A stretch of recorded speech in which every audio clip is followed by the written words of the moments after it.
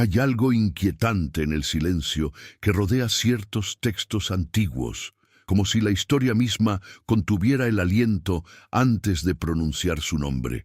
Y es en ese vacío donde habita una verdad tan violenta que ha sido enterrada bajo siglos de liturgia, de dogma, de poder consolidado en altares de mármol y oro. En los márgenes de los manuscritos, en las líneas que nadie lee ya, está escrita la advertencia más peligrosa que la humanidad ha conocido: que la fe puede ser usada como instrumento de control, que lo sagrado puede convertirse en mercancía, que Dios mismo puede ser rehén de aquellos que afirman hablar en su nombre. Y fue un hombre, expulsado de su propia comunidad, excomulgado y condenado al olvido, quien se atrevió a señalar lo que todos veían, pero nadie osaba nombrar. Baruch Spinoza, el hereje iluminado, el filósofo que rechazó la comodidad de la mentira piadosa, miró directamente al abismo del poder religioso y preguntó con una claridad que aún hoy estremece: ¿y si todo lo que nos han enseñado sobre Dios fuera apenas una elaborada construcción humana diseñada para someternos? La pregunta no es nueva, pero el modo en que Spinoza la formula sí lo es, porque no parte del ateísmo ni del nihilismo, sino de un amor radical por la verdad, una devoción casi mística hacia la razón como camino de liberación. En las páginas del Tratado Teológico Político, Spinoza desmantela con precisión quirúrgica la arquitectura del poder eclesiástico, revelando cómo la Iglesia transformó el mensaje más simple en un laberinto de obligaciones, culpas, amenazas y, sobre todo, tributos. Porque aquí está el nudo central de la cuestión, el punto donde la fe se encuentra con la economía, donde lo divino choca brutalmente con lo material: el diezmo. Esa exigencia que durante siglos ha sido presentada como mandato celestial, como obligación sagrada, como condición para alcanzar la gracia divina. Pero, ¿acaso Jesús habló alguna vez de diezmo? ¿En qué evangelio, en qué versículo, en qué parábola se encuentra la exigencia de entregar el 10% de nuestras ganancias a una institución religiosa? La respuesta es tan simple que resulta escandalosa: nunca. Jesús nunca mencionó el diezmo, nunca exigió tributo alguno, nunca condicionó la salvación al pago de una cuota, nunca estableció un sistema financiero para acceder a Dios. Y sin embargo, durante 2000 años, millones de personas han sido enseñadas a creer lo contrario. Han sido persuadidas de que su fe debe traducirse en dinero, que su devoción se mide en monedas, que el cielo tiene precio de entrada. ¿Cómo fue posible esta transformación? ¿Cómo un mensaje de liberación se convirtió en instrumento de extorsión espiritual? ¿Por qué la humanidad acepta con tanta docilidad que la religión funcione como un negocio y uno extremadamente rentable? Estas preguntas, que hoy nos parecen obvias, fueron en su época consideradas heréticas, blasfemas, dignas de excomunión y persecución. Spinoza las formuló en un contexto donde cuestionar a la Iglesia no era simplemente arriesgado, era potencialmente mortal.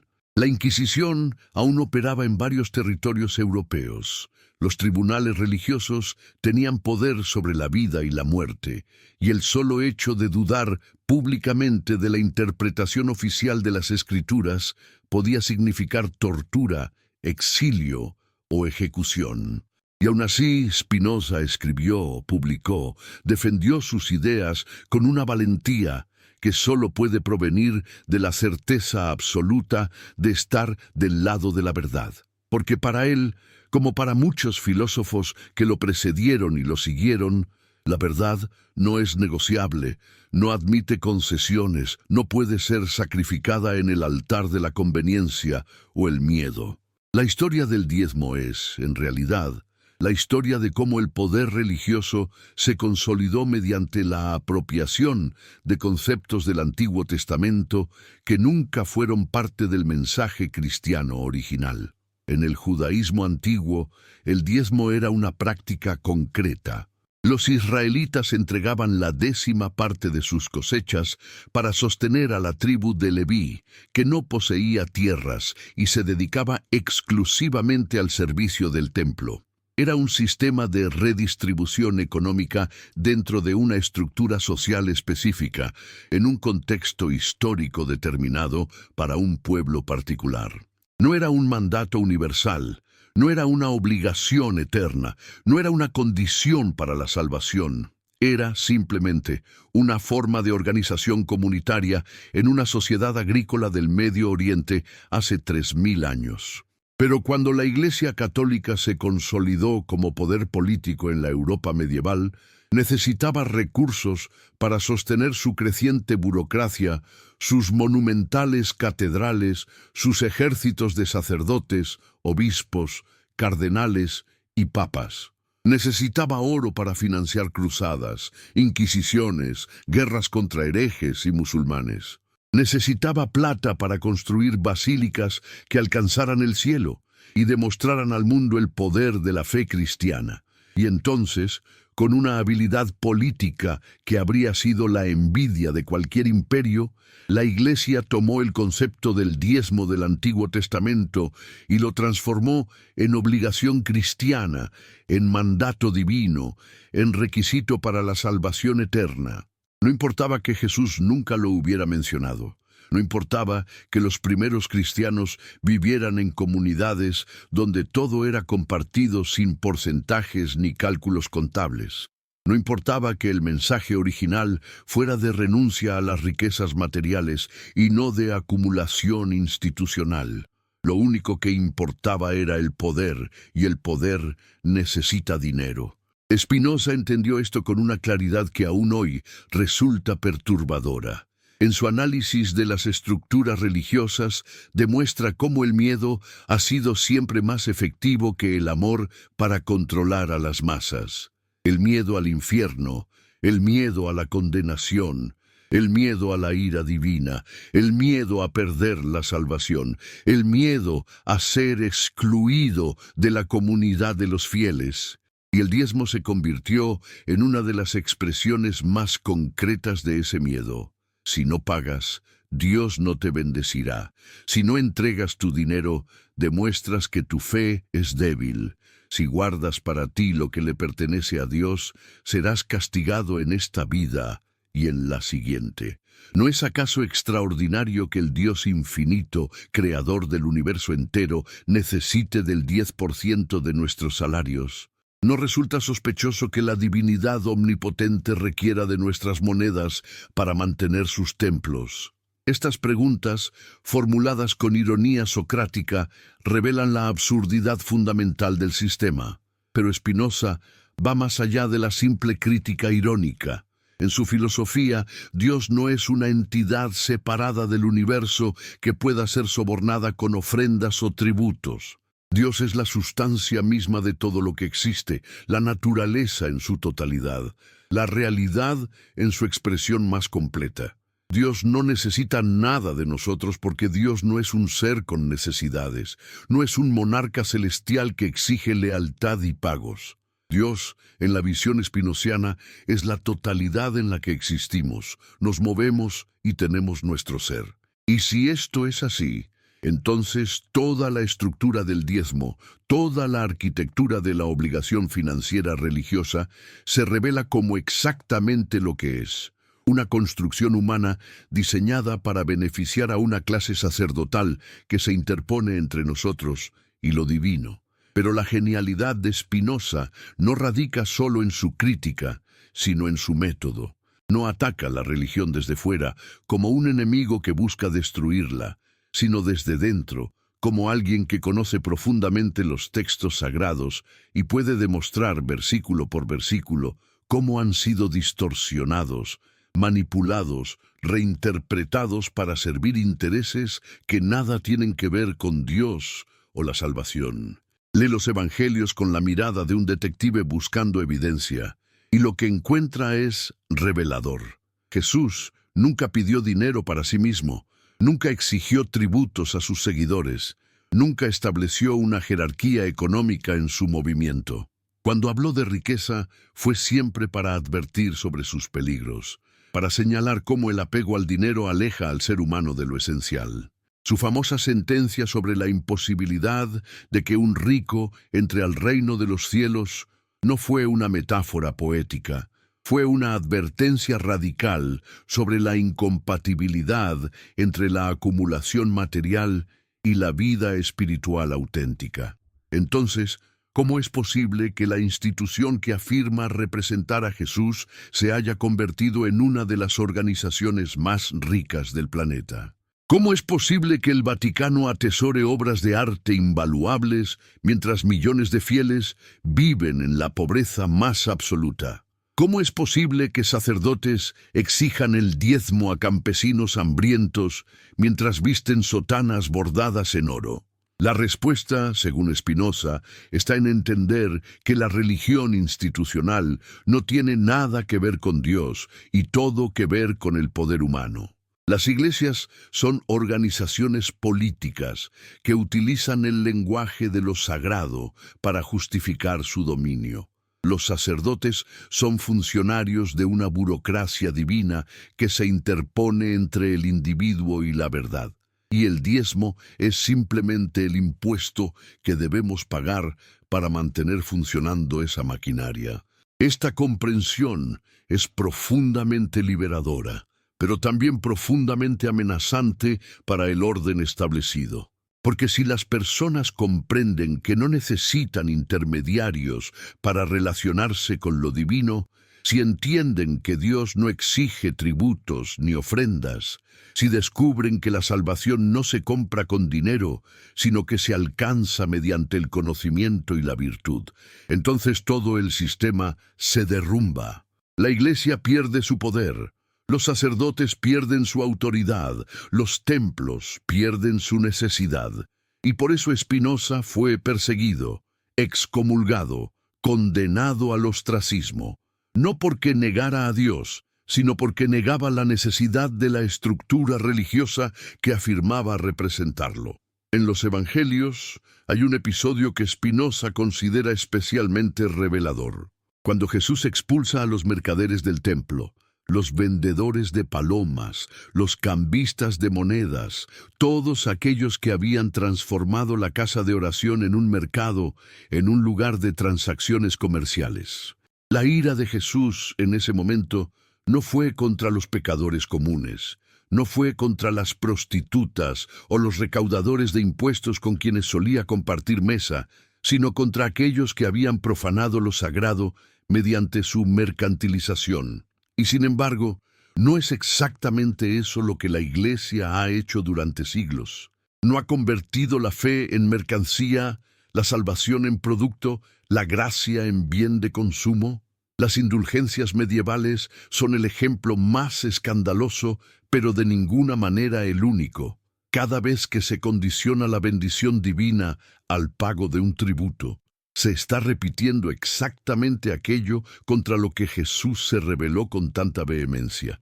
Spinoza invita a sus lectores a hacer un ejercicio de imaginación radical. ¿Qué pasaría si leyéramos los Evangelios sin las capas de interpretación eclesiástica acumuladas durante siglos? ¿Qué descubriríamos si nos acercáramos al texto con mente abierta, sin presupuestos dogmáticos, sin la autoridad de los padres de la Iglesia dictándonos qué debemos entender? La respuesta, según él, es que encontraríamos un mensaje mucho más simple, mucho más directo, mucho más subversivo de lo que la Iglesia ha querido reconocer. Encontraríamos a un predicador judío que llamaba a la justicia social, que defendía a los marginados, que desafiaba a las autoridades religiosas de su tiempo, que vivía en pobreza voluntaria y exigía lo mismo de sus seguidores. Encontraríamos un hombre que nunca habló de construir templos magníficos, que nunca mencionó la necesidad de una jerarquía sacerdotal, que nunca estableció rituales complejos ni dogmas intrincados. Encontraríamos, en definitiva, un mensaje de liberación tan radical que tuvo que ser domesticado, institucionalizado, transformado en algo manejable y controlable, Y es aquí donde la filosofía de Spinoza se vuelve verdaderamente revolucionaria, porque no se limita a criticar las distorsiones de la religión institucional, sino que propone una alternativa completamente diferente, una espiritualidad basada en el conocimiento racional, en la comprensión de las leyes naturales, en la ética como expresión de nuestra verdadera naturaleza. Para Spinoza, el camino hacia Dios no pasa por templos ni sacerdotes, no requiere de diezmos ni ofrendas, no necesita de rituales ni ceremonias. El camino hacia Dios es el camino del conocimiento, el desarrollo de nuestra capacidad racional, la comprensión de que somos parte de la totalidad infinita que llamamos naturaleza o Dios. Y este camino está disponible para todos, no solo para una élite sacerdotal que se arroga el monopolio de lo sagrado. Imaginen por un momento el impacto de esta idea en el siglo XVII, cuando la Iglesia aún controlaba prácticamente todos los aspectos de la vida europea. Imaginen el terror que debió sentir la jerarquía eclesiástica al leer las palabras de Spinoza, al comprender que estaba ofreciendo a las personas una vía de acceso a lo divino que no pasaba por sus manos, que no requería de su autorización, que no generaba ingresos para sus arcas. Era más que herejía. Era una declaración de independencia espiritual, una emancipación del dominio religioso que había mantenido a Europa bajo su control durante más de 1000 años. Pero Spinoza no se detenía en la crítica teórica. También analizaba las consecuencias prácticas de este sistema de explotación religiosa. Veía cómo el diezmo empobrecía a familias enteras que entregaban dinero que necesitaban para comer, para vestirse, para educar a sus hijos, porque les habían convencido de que de otra manera Dios no los bendeciría. Veía cómo se generaba un ciclo vicioso, donde la pobreza era interpretada como castigo divino por falta de fe o de generosidad, lo que llevaba a la gente a dar aún más, esperando que eso cambiara su suerte. Veía cómo los sacerdotes vivían en comodidad mientras sus feligreses pasaban hambre, y cómo esto era justificado mediante sofisticadas argumentaciones teológicas sobre la necesidad de mantener la casa de Dios en condiciones dignas. La pregunta que Spinoza lanza es devastadora en su simplicidad. ¿A quién beneficia realmente este sistema? ¿Quién gana cuando millones de personas entregan su dinero a cambio de promesas sobre la vida después de la muerte? ¿Quién se enriquece cuando la fe se convierte en transacción comercial? La respuesta es obvia, pero pronunciarla en voz alta era y sigue siendo considerado un acto de rebeldía. Porque señalar que la Iglesia funciona como empresa, que los sacerdotes actúan como vendedores, que la salvación se comercializa como producto, es romper el velo de lo sagrado y revelar la cruda realidad del poder y el dinero que operan detrás. Y aquí, en este punto de la reflexión, es donde tú, que estás del otro lado de esta pantalla, en cualquier rincón del mundo donde estas palabras te alcancen, te conviertes en parte fundamental de esta conversación que atraviesa siglos. Porque esta no es solo una historia del pasado, es tu historia también. Es la historia de cada vez que has sentido la presión sutil o no tan sutil de entregar dinero como prueba de tu fe. Es la historia de cada vez que has escuchado que Dios te bendecirá si das y que te castigará si no lo haces. Es la historia de cada vez que has visto templos opulentos en barrios miserables y te has preguntado si algo no está terriblemente mal en todo esto.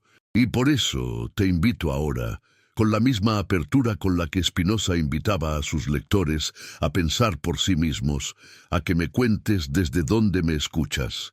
Escribe en los comentarios desde qué país, desde qué ciudad estás mirando este video en este preciso instante, qué hora es en tu rincón del planeta mientras estas ideas viajan hasta ti. Porque necesitamos saber que no estamos solos en esta búsqueda de la verdad, que somos miles, quizás millones, cuestionando lo que siempre nos dijeron que era incuestionable. Y si estas palabras resuenan en ti, si sientes que hay aquí algo importante que debe ser escuchado, comparte este video con alguien cercano, con ese amigo o familiar que también se hace estas preguntas en silencio, con el deseo sincero de que la verdad llegue a sus vidas y traiga bendiciones a sus familias. No las bendiciones prometidas por instituciones que exigen tributo, sino las bendiciones que vienen del conocimiento, de la libertad, de la capacidad de pensar por uno mismo, porque eso es precisamente lo que Spinoza nos enseña, que la verdadera bendición no viene de afuera, no depende de rituales ni pagos, no requiere de intermediarios que nos vendan acceso a lo divino. La verdadera bendición surge de nuestra propia naturaleza cuando la desarrollamos plenamente, cuando utilizamos nuestra razón para comprender el mundo, cuando vivimos de acuerdo con nuestra esencia más profunda.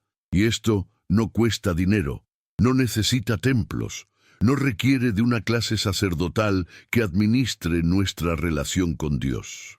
Esto es libre, está disponible para todos, es el derecho de nacimiento de cada ser humano, que ha sido sistemáticamente negado por estructuras de poder que se benefician de nuestra ignorancia y nuestro miedo. Pero volvamos al texto, a los evangelios, a las palabras atribuidas a Jesús, porque ahí está la evidencia más contundente de la distorsión histórica que estamos analizando.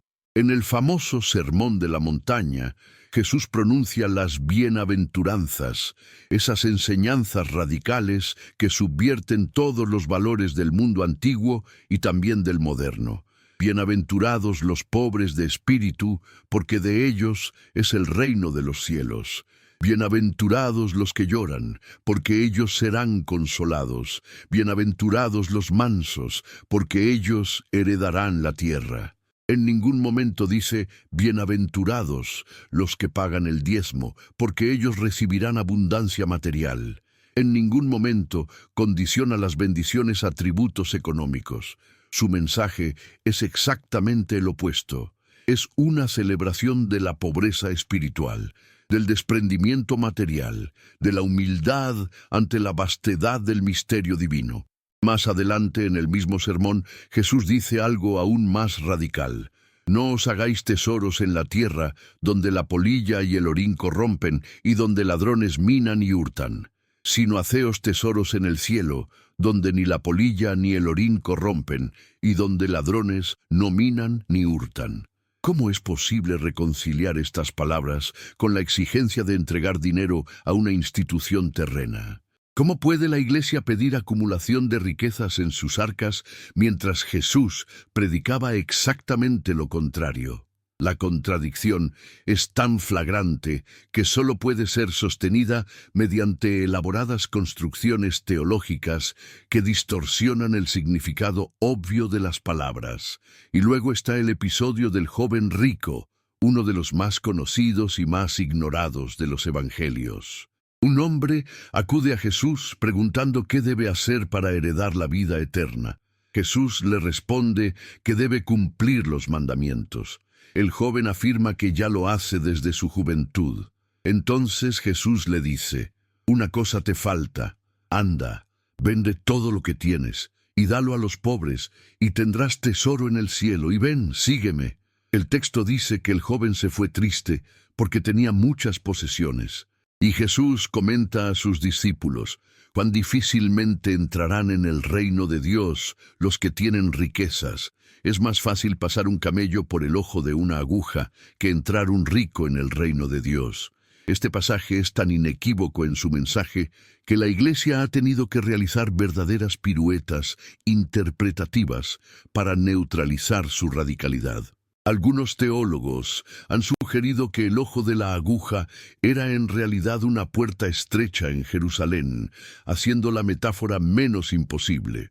Otros han argumentado que Jesús solo pedía el desprendimiento del corazón, no necesariamente el desprendimiento material real. Pero el texto es claro.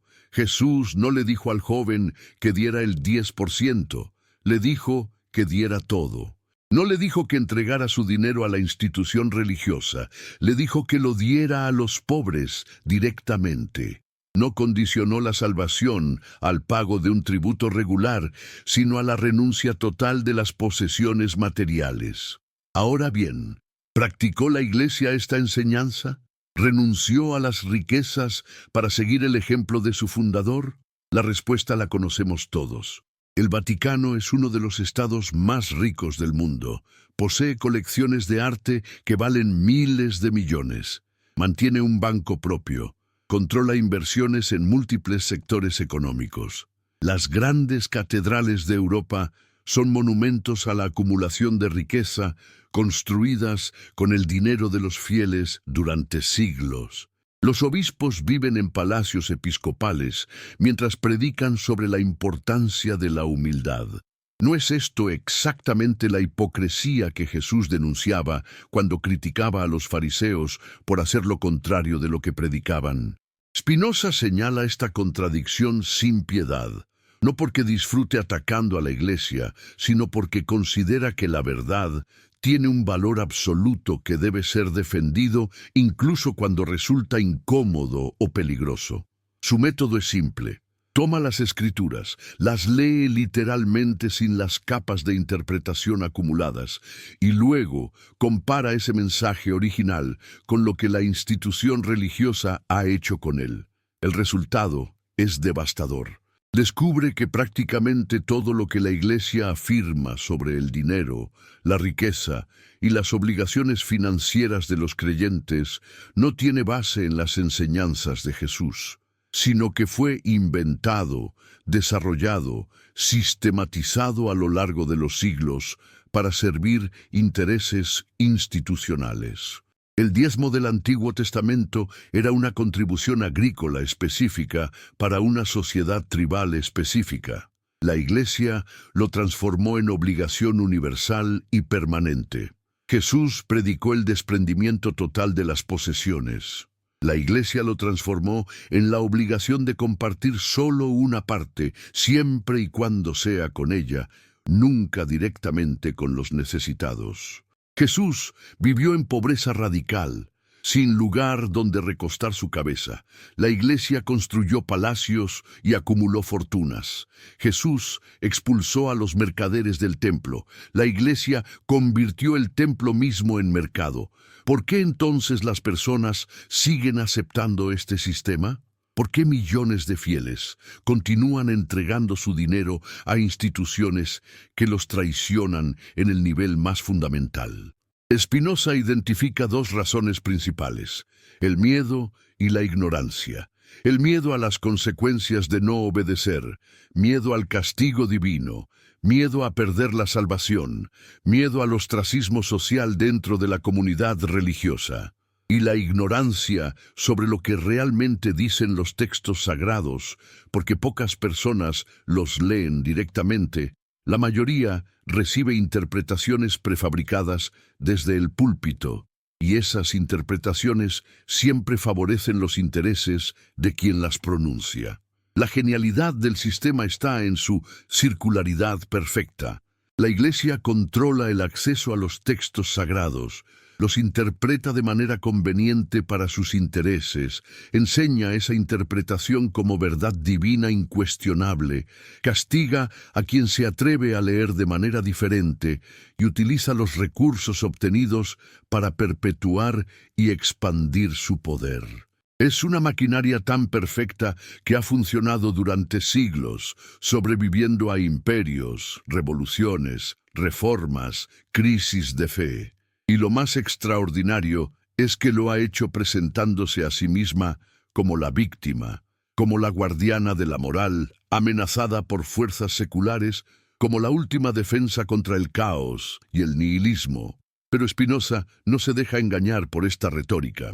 Ve con claridad que la institución que afirma defender a Dios es en realidad la mayor amenaza para una relación auténtica con lo divino. Ve que los sacerdotes que se presentan como guías espirituales son en realidad obstáculos entre el individuo y la verdad. Ve que los templos que afirman ser casas de Dios son en realidad monumentos al ego humano y al deseo de poder. Y lo dice, lo escribe, lo publica, asumiendo todas las consecuencias de su valentía intelectual. Parte 2. La excomunión de Spinoza no fue un evento menor en la historia del pensamiento occidental. Fue el momento en que la razón enfrentó directamente al dogma y se negó a retroceder incluso ante la amenaza de exclusión total de su comunidad. El 27 de julio de 1656, la sinagoga portuguesa de Ámsterdam pronunció contra Baruch Spinoza el más severo de los decretos de expulsión conocidos en su historia. Un documento tan feroz en su condena que hoy se lee con el asombro de quien contempla la desesperación de una institución, sintiendo que el suelo se mueve bajo sus pies. No se limitaron a expulsarlo, lo maldijeron con todas las maldiciones escritas en la Torá.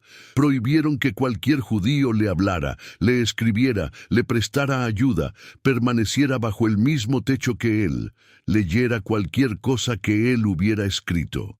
Fue borrado de la comunidad como si nunca hubiera existido, convertido en no persona, en fantasma, en amenaza que debía ser neutralizada mediante el ostracismo más absoluto.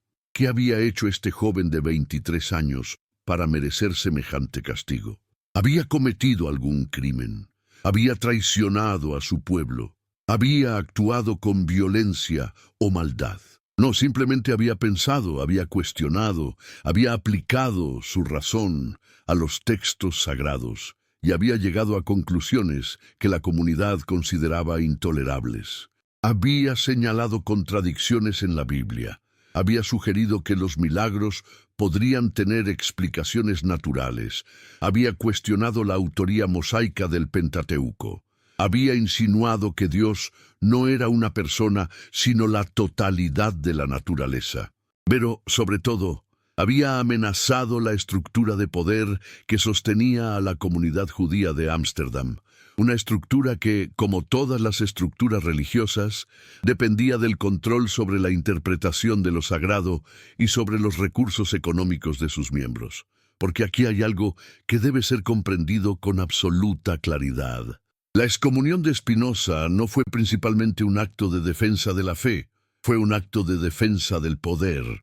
Los rabinos de Ámsterdam no temían que Spinoza ofendiera a Dios, temían que sus ideas cuestionaran su propia autoridad, que minaran el sistema de contribuciones que sostenía la sinagoga, que inspiraran a otros a pensar por sí mismos y a cuestionar las obligaciones económicas que les eran impuestas. Porque si Spinoza tenía razón, si Dios no exigía tributos ni necesitaba intermediarios, si la verdad estaba disponible para cualquiera mediante el uso de su razón, entonces, ¿para qué servían los rabinos? ¿Para qué las instituciones religiosas?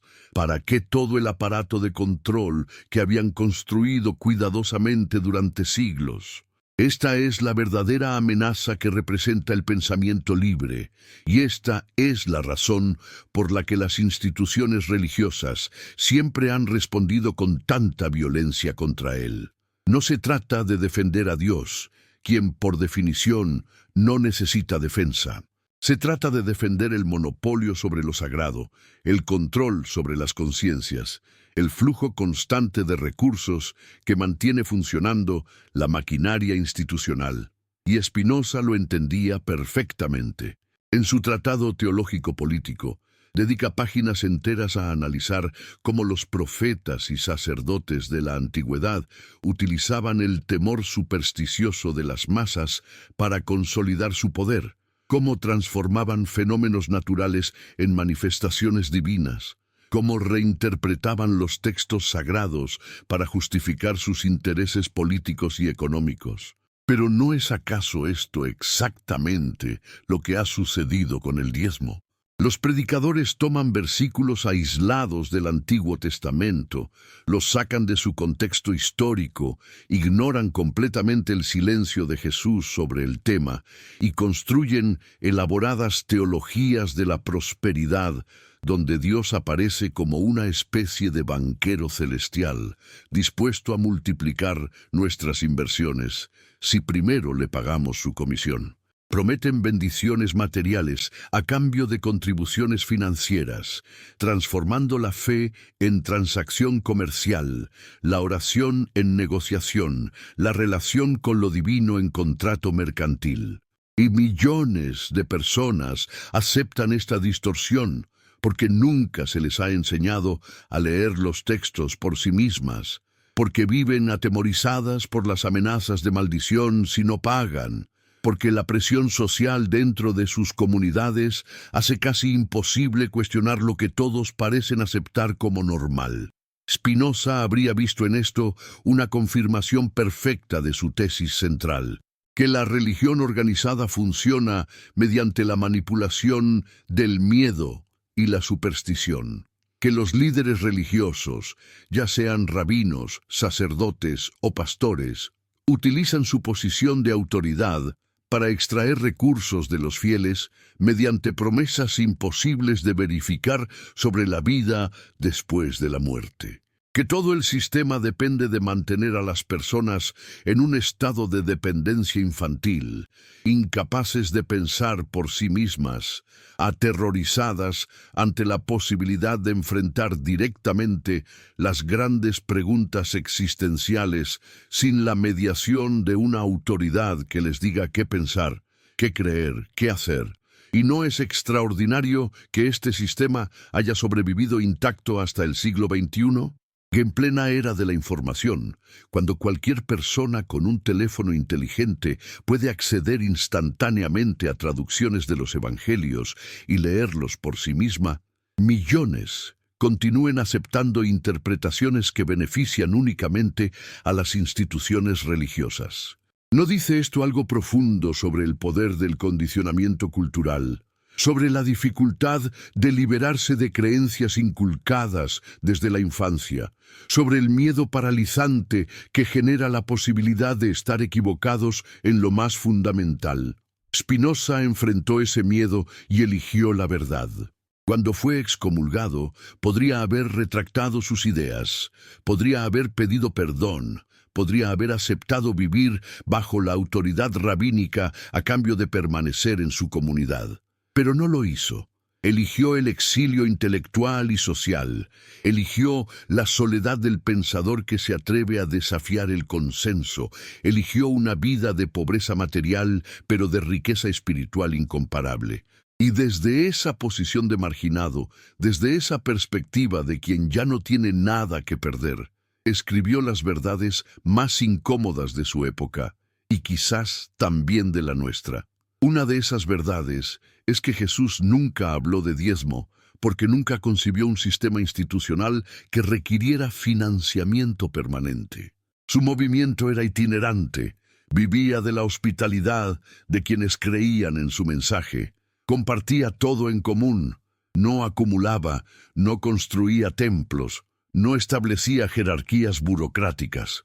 El cristianismo original era radicalmente antiinstitucional, era una comunión de iguales unidos por el amor y la fe, no una organización piramidal con sacerdotes en la cima extrayendo recursos de los fieles en la base. Eso vino después, cuando el movimiento creció, cuando necesitó estructuras, cuando comenzó a negociar con el poder político romano, cuando finalmente se convirtió en religión oficial del imperio. Y fue en ese momento, en esa transformación de movimiento perseguido a religión de Estado, cuando comenzó la traición al mensaje original. Porque una vez que el cristianismo se alió con el poder imperial, una vez que comenzó a construir basílicas monumentales y a establecer una jerarquía clerical compleja, necesitó dinero, mucho dinero, flujos constantes de ingresos para sostener su creciente aparato burocrático. Y entonces rescató del Antiguo Testamento el concepto del diezmo, lo reinterpretó, lo universalizó, lo transformó en obligación cristiana a pesar de que Jesús nunca lo había mencionado. Fue un acto de profunda deshonestidad intelectual, pero extraordinariamente efectivo desde el punto de vista económico. Spinoza analiza este proceso con la frialdad de un anatomista diseccionando un cadáver. No hay sentimentalismo en su análisis, no hay nostalgia por un pasado idealizado, solo la búsqueda metódica de la verdad mediante el examen cuidadoso de la evidencia histórica. Y lo que encuentra es que prácticamente todas las instituciones religiosas, sin importar la tradición de la que provengan, han seguido el mismo patrón. Comienzan como movimientos de renovación espiritual, crecen mediante el entusiasmo de convertidos genuinos, eventualmente se institucionalizan, desarrollan estructuras de poder, establecen sistemas de financiamiento y terminan reproduciendo exactamente los mismos vicios que criticaban en las instituciones a las que originalmente se oponían. La Reforma Protestante es un ejemplo perfecto de este patrón. Lutero se rebeló contra la venta de indulgencias, contra la corrupción del papado, contra la distancia entre el mensaje evangélico y las prácticas de la Iglesia Católica. Pero, ¿qué hicieron las iglesias protestantes una vez establecidas? Desarrollaron sus propios sistemas de diezmo, construyeron sus propias estructuras de autoridad, establecieron sus propias ortodoxias que no podían ser cuestionadas sin consecuencias. El contenido cambió, pero la estructura de poder y explotación económica permaneció esencialmente intacta. Los pastores reemplazaron a los sacerdotes, las congregaciones reemplazaron a las parroquias, pero el flujo de dinero de abajo hacia arriba continuó sin interrupción. Y aquí está quizás la observación más devastadora de Spinoza, que el problema no está en una religión específica, sino en la religión institucionalizada como tal. Que cualquier sistema que establece una mediación obligatoria entre el individuo y lo divino inevitablemente se corrompe, inevitablemente comienza a servirse a sí mismo en lugar de servir a la verdad, inevitablemente transforma la fe en mercancía. Porque una vez que existe una clase sacerdotal cuyo sustento depende de las contribuciones de los fieles, esa clase tiene un incentivo estructural para mantener a los fieles en un estado de dependencia, para enfatizar su incapacidad de relacionarse directamente con Dios, para insistir en la necesidad de rituales, ceremonias, interpretaciones autorizadas que solo ellos pueden proporcionar. Este es el nudo del problema, el punto donde el idealismo espiritual choca contra la realidad material. Los sacerdotes necesitan comer, las iglesias necesitan mantenimiento, los programas religiosos necesitan financiamiento. Hasta aquí, todo razonable. El problema surge cuando estas necesidades legítimas se transforman en el propósito central de la institución, cuando la supervivencia organizacional se vuelve más importante que la misión espiritual, cuando el crecimiento de los ingresos se convierte en el indicador principal de éxito.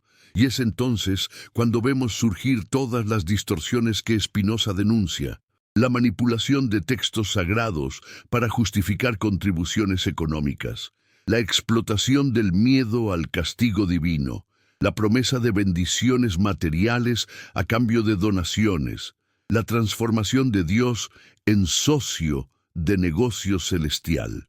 La teología de la prosperidad es la expresión más burda de esta distorsión, pero está lejos de ser la única. Incluso en tradiciones que no predican explícitamente que Dios recompensará financieramente a quienes dan, existe la presión sutil o no tan sutil de que el compromiso con la fe se mide en monedas, que la generosidad para con la institución religiosa es signo de madurez espiritual, que quien no contribuye regularmente no es realmente un miembro comprometido de la comunidad. Esta presión opera a nivel psicológico profundo, tocando nuestros miedos de exclusión social, nuestro deseo de pertenecer, nuestra necesidad de aprobación de figuras de autoridad que respetamos. Y Spinoza pregunta, con la agudeza que lo caracteriza, ¿no es esto exactamente el tipo de manipulación que un Dios verdaderamente bueno rechazaría? ¿No es esto una forma de violencia psicológica ejercida en nombre de lo sagrado? No deberíamos sospechar de cualquier sistema que condiciona el amor divino al cumplimiento de obligaciones económicas. Porque si Dios es infinito, omnipotente, creador de todo lo que existe, ¿cómo podría necesitar nuestro dinero? ¿Cómo podría su amor estar condicionado por nuestra capacidad de pago? ¿No es obvio que estas ideas no tienen nada que ver con Dios y todo que ver con las necesidades muy humanas de instituciones que se autodenominan sagradas? Pero Spinoza va más allá de la simple crítica del diezmo específicamente.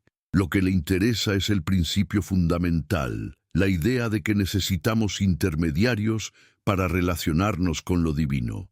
Esta idea, que es la base de todas las religiones organizadas, es para él profundamente errónea y profundamente perjudicial. Es errónea porque Dios, entendido como la sustancia infinita que constituye todo lo que existe, está necesariamente presente en cada ser humano, no como algo externo que necesita ser alcanzado mediante rituales o mediadores, sino como la esencia misma de lo que somos. Y es perjudicial porque genera dependencia, infantiliza a las personas, las mantiene en un estado de minoría de edad espiritual, donde siempre necesitan que alguien les diga qué pensar, qué creer, cómo actuar. La verdadera liberación espiritual, según Spinoza, comienza cuando el individuo asume la responsabilidad total de su relación con lo divino, cuando se atreve a pensar por sí mismo, cuando desarrolla su capacidad racional hasta el punto de poder comprender las leyes necesarias que gobiernan la realidad. Esta es una tarea difícil, requiere disciplina intelectual, honestidad brutal consigo mismo, disposición a abandonar creencias reconfortantes si la razón demuestra que son falsas.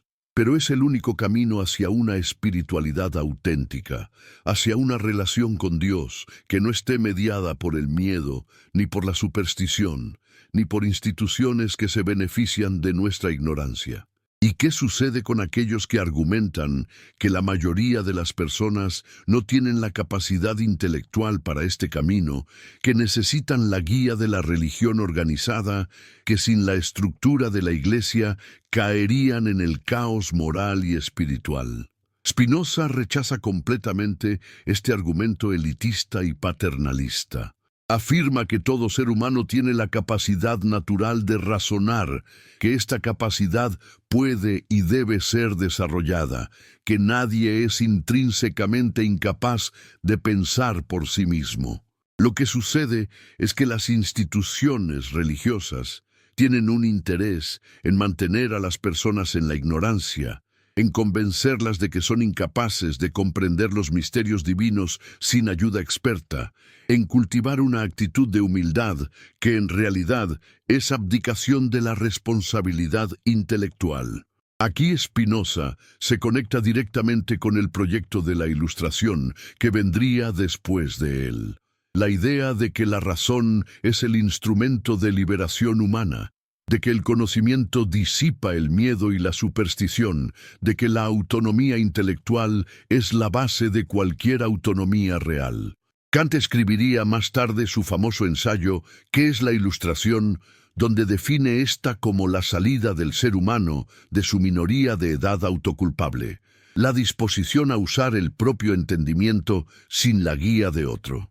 Este proyecto kantiano está prefigurado completamente en Spinoza, quien un siglo antes ya había identificado el problema central, que las instituciones religiosas mantienen a la humanidad en un estado de infantilismo espiritual del cual deben liberarse mediante el uso valiente de su razón.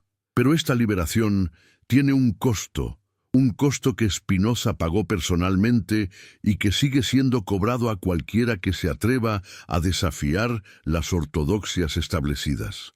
El costo es la soledad, el ostracismo, la incomprensión, la persecución, porque las instituciones no renuncian fácilmente a su poder, y las personas que han invertido toda su identidad en un sistema de creencias no aceptan fácilmente que ese sistema pueda estar fundamentado en mentiras. La verdad puede ser liberadora, pero el camino hacia ella está lleno de obstáculos, internos y externos, psicológicos y sociales, emocionales e intelectuales. Y es aquí, precisamente en este punto, donde la historia de Spinoza se convierte en nuestra historia, porque cada uno de nosotros enfrenta la misma decisión que él enfrentó. ¿Seguimos aceptando lo que nos han enseñado sin cuestionarlo? ¿O tenemos el valor de examinar críticamente las bases de nuestras creencias? ¿Continuamos entregando nuestro dinero y nuestra autonomía a instituciones que nos prometen salvación a cambio de obediencia? ¿O nos atrevemos a buscar la verdad por nosotros mismos, asumiendo todos los riesgos que eso implica? ¿Vivimos en la comodidad de la certeza heredada o aceptamos la incertidumbre que viene con el pensamiento genuino? Estas no son preguntas retóricas, son interrogantes existenciales que definen quiénes somos y quiénes queremos ser. Y la manera en que las respondamos determinará no solo nuestra relación con la religión o con Dios, sino nuestra relación con nosotros mismos, con nuestra capacidad de honestidad, con nuestra disposición a vivir en la verdad, incluso cuando la verdad es incómoda o aterradora. Porque, como Spinoza entendió tan bien, vivir en la verdad es difícil, pero vivir en la mentira es imposible, al menos para quien ha despertado a la exigencia de la razón. El diezmo, entonces, se revela como síntoma de un problema mucho más profundo. La abdicación de nuestra responsabilidad de pensar, la transferencia de nuestra autonomía a figuras de autoridad que afirman saber mejor que nosotros lo que necesitamos, lo que debemos creer, cómo debemos vivir. Cada vez que entregamos dinero no porque genuinamente queremos contribuir a una causa en la que creemos, sino porque nos han convencido de que Dios nos castigará si no lo hacemos, estamos cediendo un poco más de nuestra libertad. Cada vez que aceptamos una interpretación de las Escrituras sin examinarla críticamente, estamos permitiendo que otros piensen por nosotros. Cada vez que sentimos culpa por cuestionar enseñanzas religiosas, estamos experimentando el éxito del condicionamiento psicológico, diseñado para mantenernos dóciles y obedientes. Spinoza nos invita a romper ese condicionamiento, a reclamar nuestra capacidad innata de razonar, a atrevernos a leer los textos sagrados con nuestros propios ojos, a formular nuestras propias preguntas y buscar nuestras propias respuestas. No promete que será fácil, no sugiere que será reconfortante, no afirma que encontraremos certezas simples al otro lado. Lo que promete es algo más valioso: la posibilidad de vivir en la verdad, la dignidad de pensar por nosotros mismos, la liberación de miedos artificialmente impuestos, el descubrimiento de que Dios, lejos de ser un tirano celestial que demanda tributos, es la totalidad infinita en la que existimos y que podemos conocer mediante el ejercicio de nuestra razón. Esta es una promesa revolucionaria, entonces y ahora.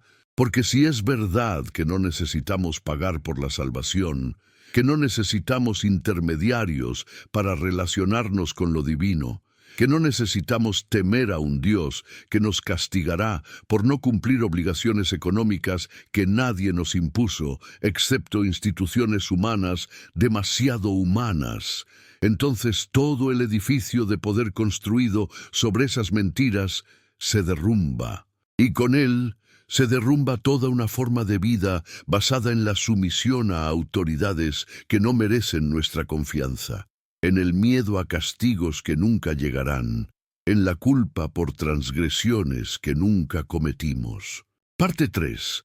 Hay momentos en la historia del pensamiento humano donde todo lo que parecía sólido se revela como humo, donde las certezas que sostuvieron civilizaciones enteras durante siglos se desvanecen ante la luz implacable de la razón, y estamos viviendo, lo sepamos o no, en uno de esos momentos.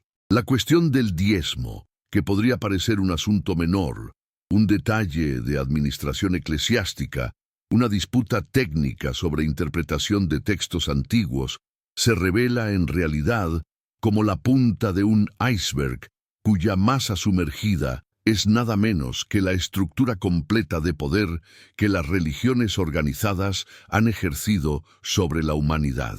Y Spinoza, ese judío excomulgado que vivió hace casi 4 siglos, emerge como el profeta de esta revelación, el hereje que tuvo el valor de decir en voz alta lo que todos intuían, pero nadie se atrevía a formular. Que el emperador está desnudo, que Dios no habita en los templos, sino en la comprensión racional de la naturaleza, que la verdadera religión no consiste en rituales ni tributos, sino en el amor intelectual de lo divino. Pero ¿qué significa exactamente amor intelectual de Dios en el sistema filosófico de Spinoza? No es un sentimiento vago, no es una experiencia mística inefable, no es una entrega emocional ciega, es algo mucho más radical y mucho más exigente, es el conocimiento adecuado de la realidad, la comprensión de las leyes necesarias que gobiernan todo lo que existe, la visión de cómo cada cosa particular está conectada con la totalidad infinita que llamamos Dios o naturaleza. Es un amor que surge del conocimiento, no de la ignorancia. Es una devoción que se expresa mediante el desarrollo de la capacidad racional, no mediante la sumisión a la autoridad. Es una espiritualidad que se realiza en el ejercicio más alto de nuestra humanidad, que es el pensamiento. Esta concepción de lo divino está en las antípodas de lo que las religiones organizadas han enseñado durante milenios. Para ellas, la relación con Dios comienza con la humildad entendida como reconocimiento de nuestra pequeñez e incapacidad.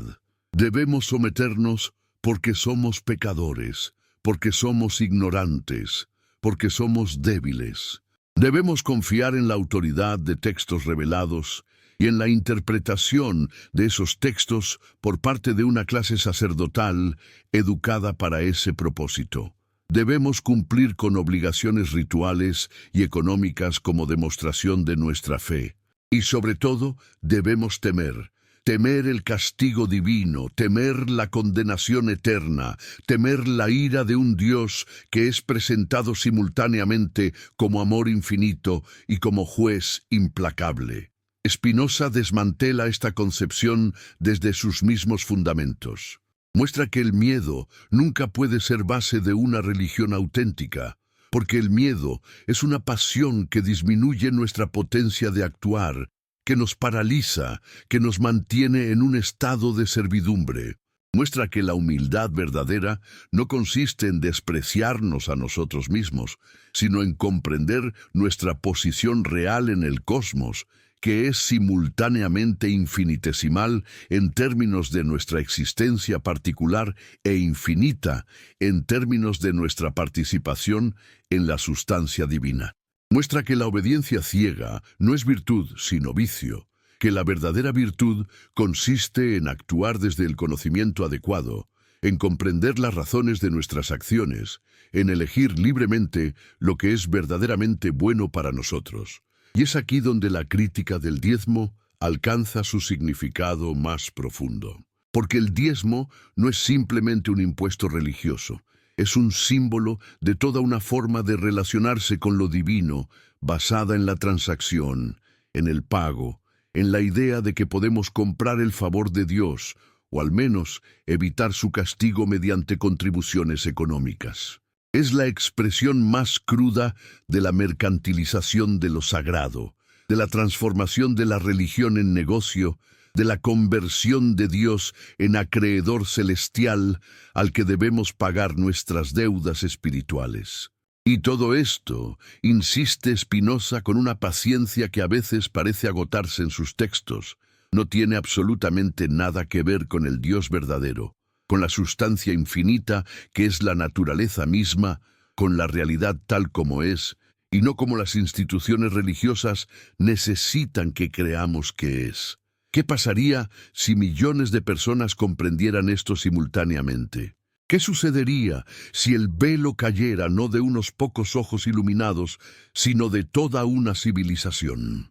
¿Cuál sería el impacto de un despertar masivo a la verdad de que no necesitamos intermediarios para relacionarnos con lo divino, de que no debemos nada a instituciones que se han enriquecido con nuestro miedo, de que Dios nunca exigió el diezmo, porque Dios no exige nada excepto que seamos lo que somos, seres racionales, capaces de comprender la verdad?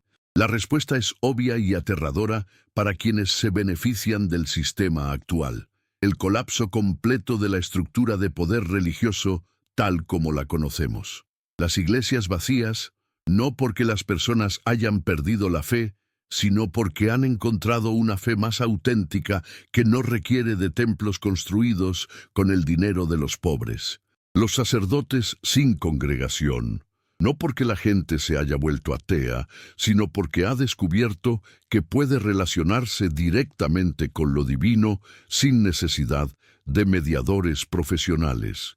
Las instituciones religiosas desfinanciadas, no por persecución externa, sino por la simple decisión de millones de individuos que han elegido no seguir pagando por algo que debería ser libre.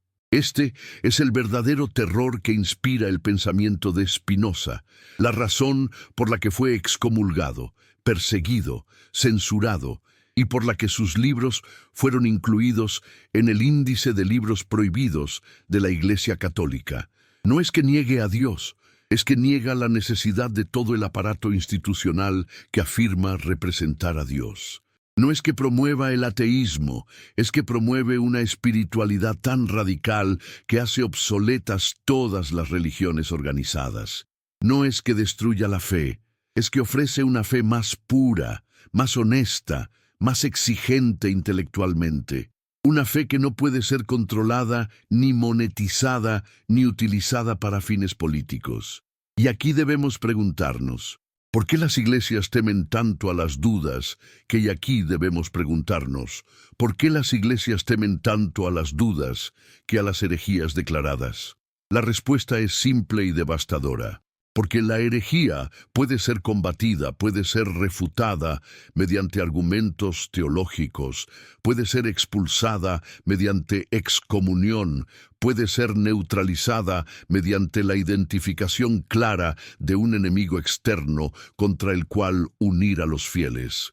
Pero la duda es diferente, la duda es interna, la duda habita en la mente de cada creyente, la duda no puede ser expulsada porque es parte inherente del pensamiento humano.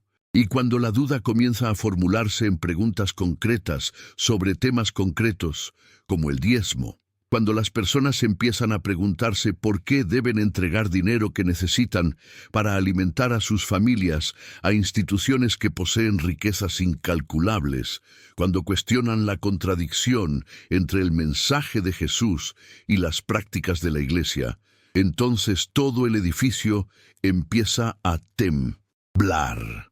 Spinoza entendió que la duda racional es el principio de la libertad, que el primer paso hacia la autonomía intelectual es permitirse cuestionar lo que siempre se ha dado por sentado, que la verdadera fe, si es que tal cosa existe, no puede temer al examen crítico, porque la verdad siempre resiste el escrutinio, mientras que la mentira se desmorona ante él. Y por eso dedicó su vida a fomentar esa duda metódica, esa disposición a preguntarlo todo, a no aceptar ninguna autoridad como definitiva excepto la autoridad de la razón misma. El método spinoziano de lectura bíblica es revolucionario, precisamente porque trata a los textos sagrados como textos humanos, como documentos históricos que deben ser comprendidos en su contexto, como productos de autores con intenciones específicas que escribieron para audiencias específicas en momentos históricos específicos. Esto parece obvio ahora después de siglos de crítica bíblica, pero en el siglo XVII era herético. La Biblia era considerada palabra literal de Dios. Cada frase era sagrada, cada versículo contenía verdades eternas que no podían ser relativizadas por consideraciones históricas o contextuales. Cuestionar la autoría mosaica del Pentateuco, como hizo Spinoza, era cuestionar la autoridad divina misma de esos textos. Señalar contradicciones internas era sugerir que Dios se contradecía a sí mismo, algo impensable para la teología tradicional. Pero Spinoza no se intimidaba por estas objeciones. Aplicaba el mismo rigor intelectual a los textos sagrados que a cualquier otro objeto de conocimiento. Y lo que descubría era fascinante, que la Biblia contenía múltiples estratos de composición que había sido editada y reeditada a lo largo de siglos, que reflejaba las preocupaciones políticas y sociales de las comunidades que la produjeron, que muchos de sus mandatos tenían sentido en contextos históricos específicos, pero no podían ser universalizados sin violencia interpretativa. Y cuando aplicaba este método al tema del diezmo, la conclusión era ineludible. Se trataba de una práctica específica de la sociedad israelita antigua que había sido artificialmente trasplantada al cristianismo siglos después de la muerte de Jesús, sin ninguna base en sus enseñanzas reales. Esta conclusión es tan sencilla y tan devastadora que uno se pregunta cómo ha sido posible mantener la ficción contraria durante tanto tiempo. Pero la respuesta está, nuevamente, en la estructura de poder. Porque las instituciones religiosas no solo controlan la interpretación de los textos sagrados, también controlan la educación religiosa desde la infancia.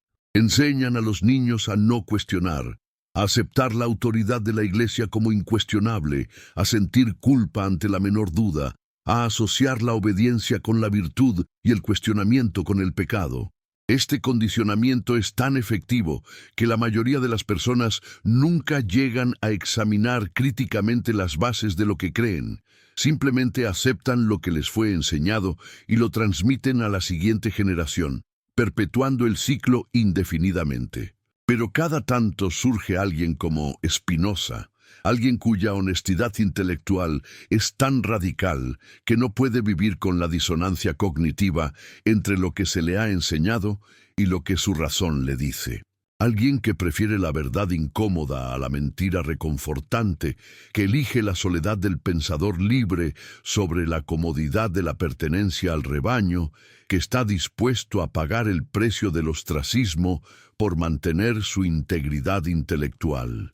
Y estos individuos, aunque sean minoría, aunque sean perseguidos, aunque sus libros sean quemados y sus nombres borrados de las comunidades que los engendraron, tienen un impacto desproporcionado en la historia del pensamiento humano, porque plantan semillas de duda que germinan lentamente, que se transmiten de generación en generación, que eventualmente florecen en movimientos de reforma, revolución, ilustración.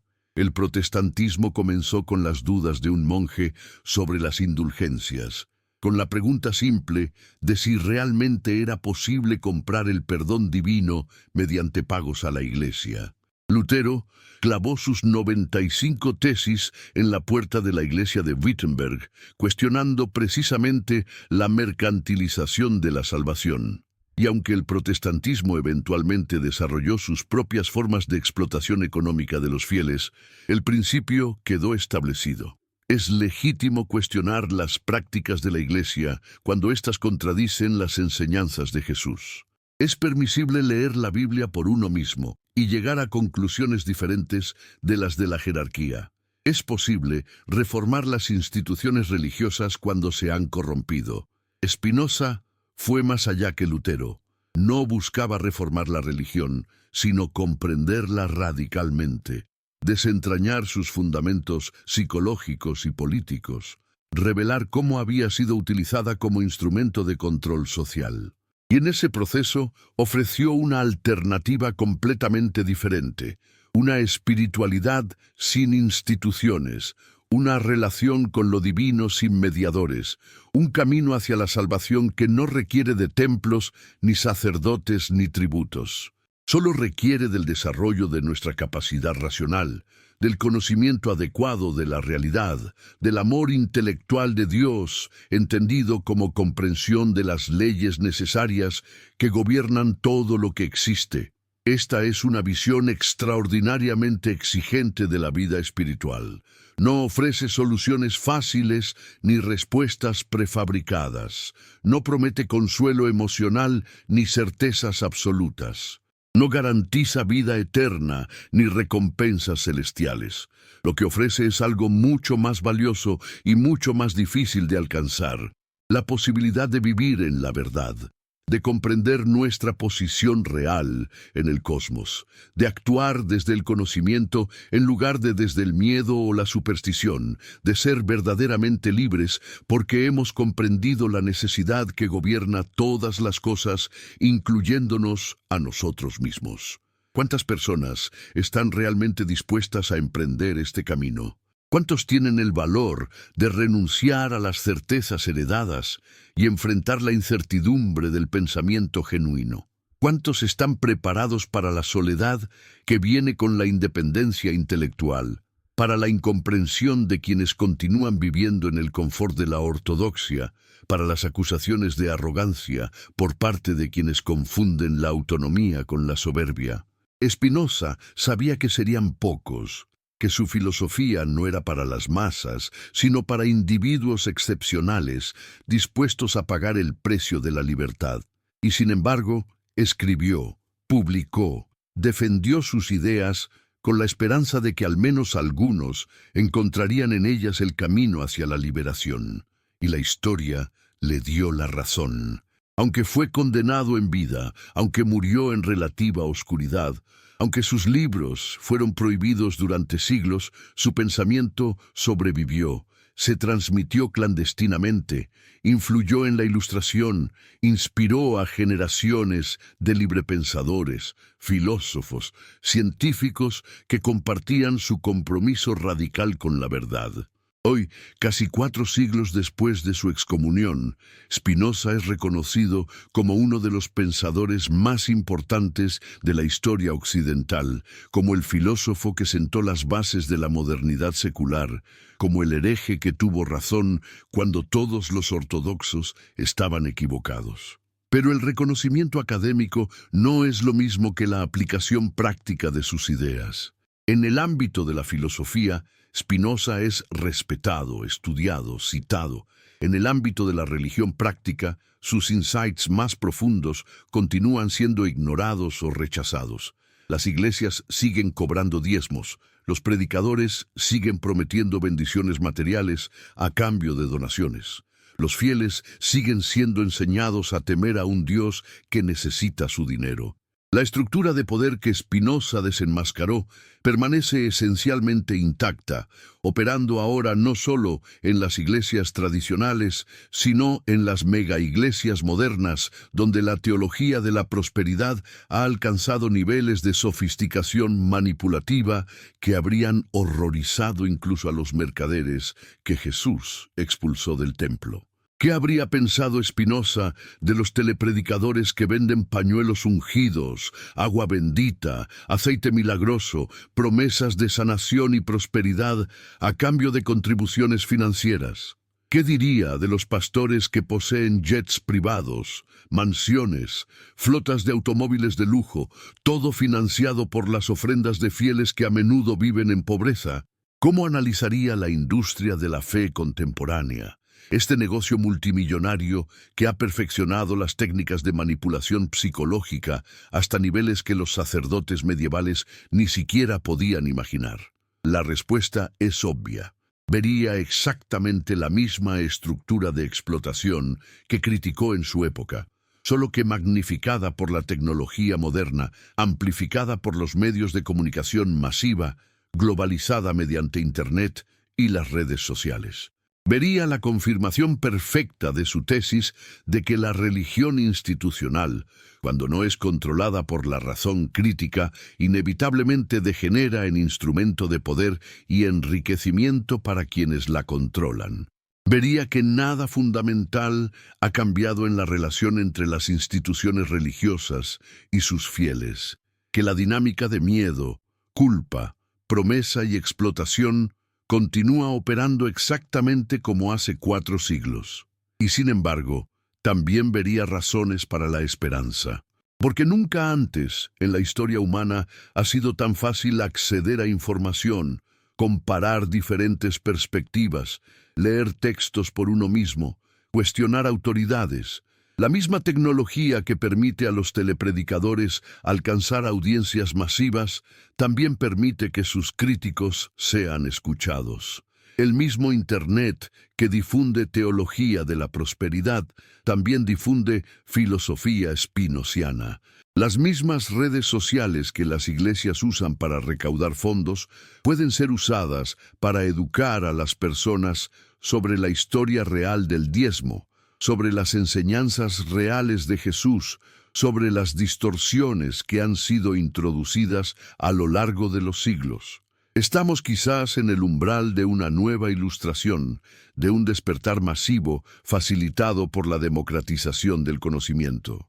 Y si eso sucede, si suficientes personas comienzan a cuestionar simultáneamente las bases del poder religioso, si el edificio de mentiras piadosas comienza a derrumbarse bajo el peso de su propia contradicción, entonces la visión de Spinoza finalmente se realizará. No inmediatamente, no sin resistencia feroz por parte de quienes se benefician del sistema actual, no sin dolor y confusión y desorientación, pero eventualmente, inevitablemente, porque la verdad tiene una fuerza propia que ninguna cantidad de poder institucional puede contener indefinidamente.